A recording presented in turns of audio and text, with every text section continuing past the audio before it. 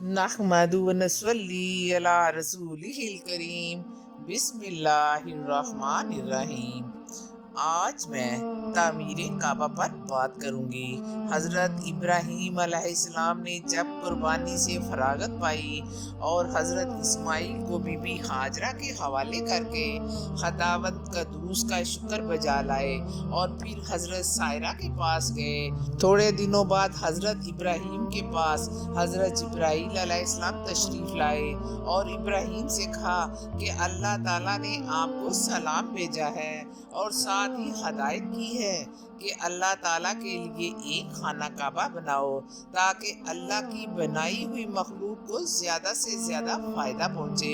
حضرت جبرائیل کی بات سننے کے بعد حضرت ابراہیم نے کہا کہ خانہ کعبہ کہاں بناؤں؟ فوراً ہی اللہ تعالیٰ کا حکم ہوا کہ اونٹ پر سوار ہو کر جاؤ، میرے حکم سے ایک ابر آوے گا، تم اس کے ساتھ چلتے رہنا اور وہ جہاں بھی ٹھہر جائے اور اس کا سایہ جہاں تک جائے وہی نشان لگا کر وہی خانہ کعبہ کی بنیاد ڈال دینا۔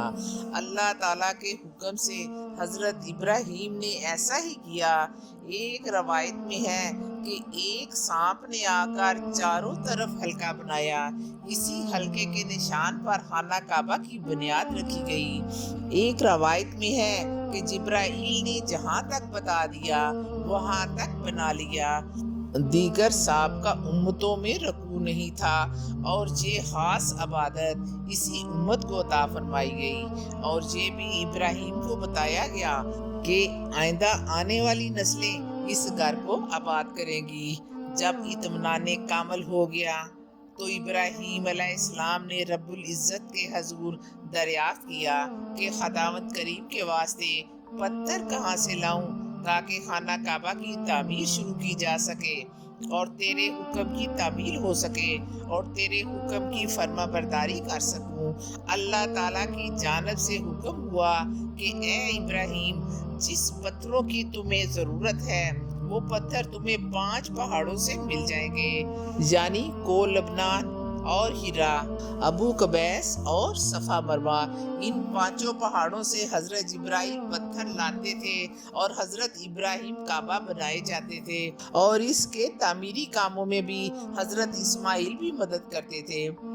اللہ تعالیٰ کا حکم ہوا کہ سب سے پہلے پتھر مسجد کی محراب میں رکھو۔ پہلا پتھر اس جگہ پر رکھا گیا جہاں رکھنے کے لیے اللہ تعالیٰ نے حکم دیا تھا۔ کیا دیکھا کہ اس پتھر پر رسول کریم صلی اللہ علیہ وآلہ وسلم کا نام لکھا ہوا ہے۔ اس کے بعد ایک پتھر داہنی طرف رکھا، اس پر حضرت ابوبکر صدیق کا نام لکھا تھا۔ ایک پتھر بائیں طرف رکھا تو اس پتھر پر حضرت عمر ابن الخطاب کا نام ظاہر ہوا۔ اسی طرح 2 اور پتھر لگائے اور دونوں پتھروں پر حضرت عثمان غنی اور حضرت علی علیہ السلام کے نام ظاہر ہوئے۔ بیت اللہ تیار ہونے کے بعد حضرت ابراہیم نے دعا کی۔ جب ابراہیم اس گھر کی بنیادیں اٹھانے لگے تو کہنے لگے، تو دعا قبول کرنے والا ہے، تو سننے والا ہے اور قبول کرنے والا ہے۔ اللہ تعالیٰ فرماتا ہے کہ شہر کو امن و امان والا اور روزی عطا کرنے والا بنا۔ اللہ تعالیٰ فرماتا ہے جو کہ منکر ہے اس کو بھی فائدہ دوں گا، جب اس کو بلاؤں گا تو پھر عذاب بھی دوں گا، دوزخ میں ڈالوں گا جو کہ منکروں کے لیے بنائی ہے۔ ابراہیم نے جب خانہ کعبہ کی تعمیر ختم کی تو اللہ تعالیٰ کا شکر بجا لائے۔ اس کے بعد جبرائیل تشریف لائے اور فرمایا کہ اللہ تعالیٰ نے آپ کو سلام بھیجا ہے، فرمایا ہے کہ تم لوگوں نے بڑی محنت سے کعبہ کو تعمیر کیا ہے، ہمارے نزدیک اس محنت کی بہت زیادہ قدر و منزلت ہے۔ حضرت ابراہیم نے اللہ تعالیٰ سے عرض کی، یا الہی، تو نے فرمایا ہے کہ بھوکے پیاسے کو کھانا پلانا اور کپڑے پہنانے کا بہت بڑا درجہ ہے جیسے اس گھر کا مرتبہ ہے، اور 1000 رکعت تم نے ہر ایک رکن پر ادا کی۔ پھر جبرائیل نے اللہ تعالیٰ کا پیغام حضرت ابراہیم کو دیا کہ لوگوں کو اس گھر کی طرف آنے کی دعوت دو اور اعلان کرو کہ لوگ حج کے لیے خانہ کعبہ کی طرف پیدل آئیں، اور جو دور رہتے ہیں वो ऊँटों पर सफर करें। इब्राहिम ने अल्लाह ताला से फरमाया, या इलाही, मेरी आवाज कहाँ पहुँचेगी और कौन कौन मेरी आवाज को सुनेगा और समझेगा। अल्लाह ताला का हुक्म हुआ कि तुम बुलंद आवाज से पुकारो, मैं तेरी आवाज तमाम लोगों तक जो बच्चे पैदा नहीं हुए माओ के रहम में हैं सबको सुनवा दूंगा। हजरत इब्राहिम एक बुलंदो बाला पहाड़ पर चढ़ गए और बुलंद आवाज में लोगों को काबा की तरफ आने की दावत दी और कहा कि अल्लाह ताला ने आप पर हज फर्ज कर दिया है। हर शख्स के लिए जरूरी है कि वो हज करे। हजरत इब्राहिम की आवाज सुनकर सबने लब्बैक कहा और यहाँ तक कि जो बच्चे अभी पैदा नहीं हुए थे उन्होंने भी लब्बैक कहा। हजरत इब्राहिम को कोई बंदा नजर ना आया और चारों तरफ से आवाज आई, लब्बैक अल्लाहुम्मा लब्बैक लब्बैक ला शरीका लक लब्बैक इन्नल हम्दा वन निमता लका वल मुल्क ला शरीका लका। जब हजरत इब्राहिम ने मक्के के मैदान में जाकर देखा, न पानी है, न घास, न ज़रात, हत्ता कि कुछ भी नहीं था। ये देखकर हजरत इब्राहिम ने दुआ की, या इलाही, मैंने इस घर को बना दिया है, इस घर के इर्द गिर्द कुछ भी नहीं है।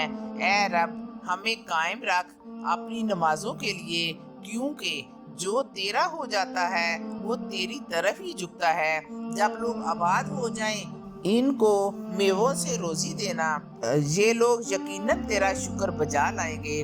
हजरत इब्राहिम का घर मुल्क शाम में था। पैदाइश के बाद हजरत इब्राहिम ने हजरत इस्माइल को और उसकी माँ हाजरा को इस मैदान में छोड़ दिया।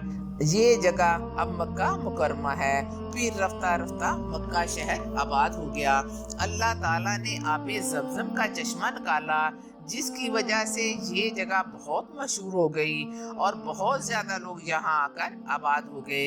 ये जमीन और खेती बाड़ी दरख्तों के लिए ठीक नहीं थी। इसके करीब एक शहर ताइफ था। इस शहर की जमीन जरहेज और सरसब्ज़ व शदाब थी। इसके बाद खुदा के हुक्म से ताइफ की जमीन खोद कर इसकी मिट्टी शहर में डाल दी ताकि मेवाजात बेहतर तरीके से उग सके। हजरत जिब्राइल ने 36 कोस तक जमीन मक्के की, जो कि संग्रेजे से बनी हुई थी, इसे खोद कर मुल्क शाम में जाकर रख दी और इसके इव्ज दरियाए नील की जमीन मक्के में लाकर रख दी। और सब फरिश्ते इस जमीन के गिर्द काबे के 7 दफा तवाफ करते रहे और इसी जगह से जहाँ से हजरत जिब्राइल ने मट्टी खोदकर मुल्क शाम में फेंकी थी ले जाकर इसका नाम ताइफ रखा, इसलिए कि 7 दफा बैतुल्लाह का तवाफ किया था और हर तरह के मेवाजात ताइफ में पैदा हुए थे। और इसके बाद हजरत इब्राहिम ने मुल्क शाम जाकर रहाइश इख्तियार कर ली, क्योंकि खुदा ताला ने फरमाया था कि खाना काबा खराब नहीं होगा, आबाद रहेगा। इसीलिए हजरत इब्राहिम ने मेहमानगाह बनाई और अहद किया कि बगैर मेहमान के मैं खाना नहीं खाऊंगा। हजरत इब्राहिम एक अरसा तक मदीद में रहे और वहीं इबादत भी करते रहे और मुसाफिरों की मेहमानदारी करते रहे। कुछ अरसा बाद एक दिन हजरत इजराइल आदमी की सूरत बनकर हजरत इब्राहिम के पास आए। हजरत इब्राहिम ने पूछा, तुम कौन हो और कहाँ से आए हो? उन्होंने कहा, मैं इजराइल हूँ। हजरत इब्राहिम ने सुनकर हजरत इजराइल से कहा, तुम मेरी मुलाकात को आए हो या जान कब्ज करने आए हो? उन्होंने कहा कि मैं आपकी मुलाकात को आया हूँ और आपको एक खुशखबरी देता हूँ कि अल्लाह ताला ने एक बंदे को दोस्त कहा है। हजरत इब्राहिम ने कहा कि वो कौन है और इसकी अलामत क्या है? मलकुल मौत ने कहा कि इसकी अलामत ये है कि वो मुर्दे को जिंदा कर सकता है। हजरत इब्राहिम ने कहा कि काश मैं वैसा ही होता और इसके साथ दोस्ती करता। इसके बाद हजरत इजराइल गायब हो गए और एक रवायत में है कि जब हजरत इब्राहिम तलावत करते या इबादत करते तो आपकी आवाज एक कोस तक जाती और इसकी आवाज को जो सुनता वो कहता कि ये खलीलुल्लाह की आवाज है और वो अपने खुदा की इबादत कर रहे हैं। एक दिन आपने ख्वाहिश का इजहार किया कि ए अल्लाह, तू मुर्दे को कैसे जिंदा करता है? اگر یہ چیز تو مجھے آنکھوں سے دکھا دے تو بہت ہی اچھا ہو۔ آپ نے خدا کی درگاہ میں عرض کی، یا اللہ تو مردے کو کیسے زندہ کرتا ہے؟ اللہ تعالیٰ نے فرمایا کہ تم 4 جانور اڑنے والے پکڑو اور پھر ان کو اپنے ساتھ مانوس کرو، اس کے بعد ان کے ٹکڑے کرو، پھر ان ٹکڑوں کو مختلف پہاڑوں پر ڈال دو، پھر ان جانوروں کو بلاؤ، وہ تمہاری آواز پر اپنے جسم کی طرف پر کو ٹکرائے گا اور پھر وہ میرے حکم سے اپنی پہلی حالت پر آ جائیں گے اور وہ سب کے سب زندہ ہو جائیں گے۔ اور یہ اچھی طرح سے جان لو کہ اللہ تعالیٰ زبردست حکمت والا ہے۔ حکم الہی، حضرت ابراہیم جانور لائے، ان میں ایک طاؤس، ایک مرغ، تیسرا کوا اور چوتھا ان میں ایک کبوتر تھا۔ حکم الہی سے 4 جانور مانوس ہو گئے اور ان کو پہچان بھی سکتے ہیں تاکہ بھول نہ ہونے پائے۔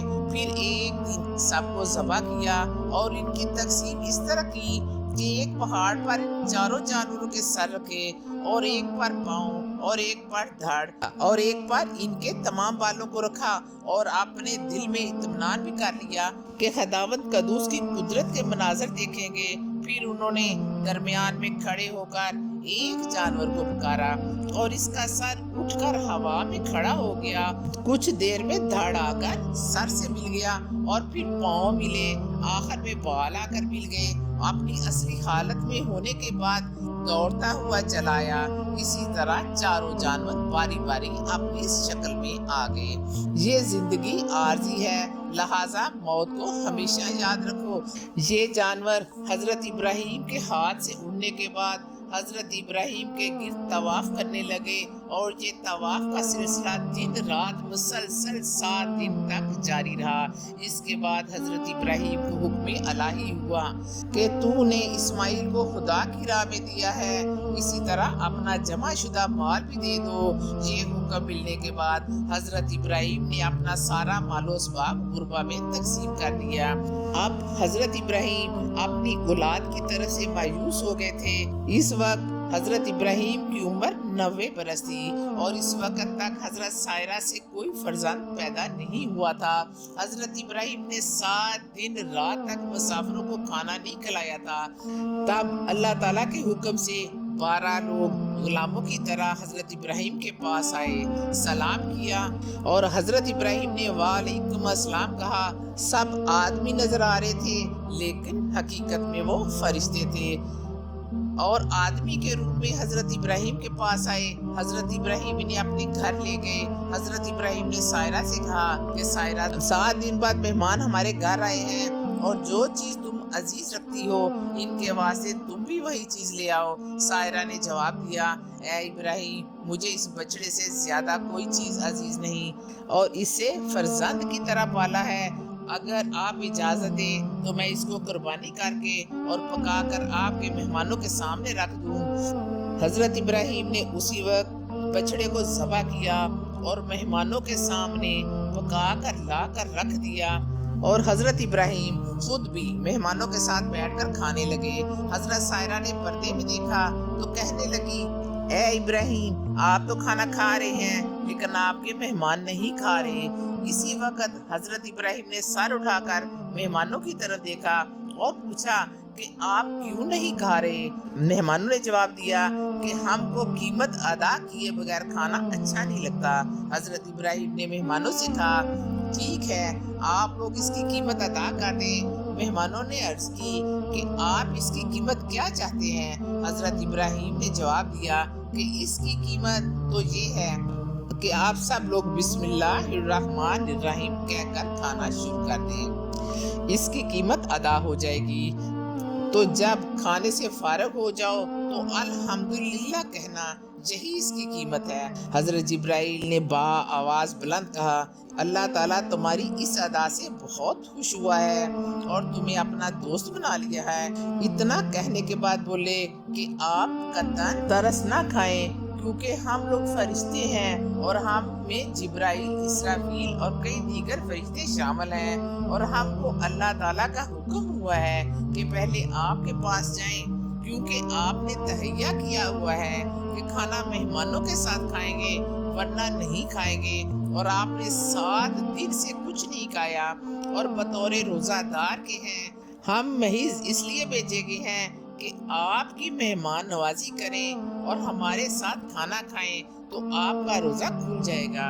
اس کے بعد اللہ تعالیٰ نے حکم دیا کہ آپ شہرستان میں حضرت لوط علیہ السلام کے پاس جائیں، وہ بھی اللہ تعالیٰ کے پیغمبر ہیں، ان کو وہاں کی بلا سے نجات دلائیں اور آپ کو ایک بشارت بھی دیتے ہیں کہ آئندہ مستقبل قریب میں آپ کے ہاں ایک فرزند پیدا ہوگا، اس کا نام اسحاق اور اس کے بیٹے کا نام یعقوب ہوگا۔ اس وقت حضرت سائرہ خاتون کھڑی تھی، اس بات کو سنتے ہی ہنس پڑی۔ حضرت سائرہ بولی کہ میں تو بوڑھی ہوں، میرا خاوند بھی بوڑھا ہے۔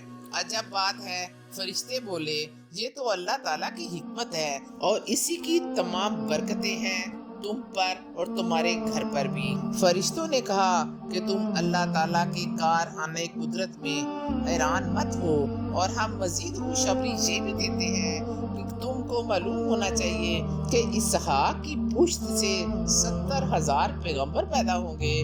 یہ سن کر حضرت سائرہ نے فرشتوں سے کہا کہ اس کے آثار کہاں ہیں؟ فرشتے بولے تم کو معلوم نہیں، آج تم خدا کی قدرت کا ادنا کرشمہ بھی دیکھ لو۔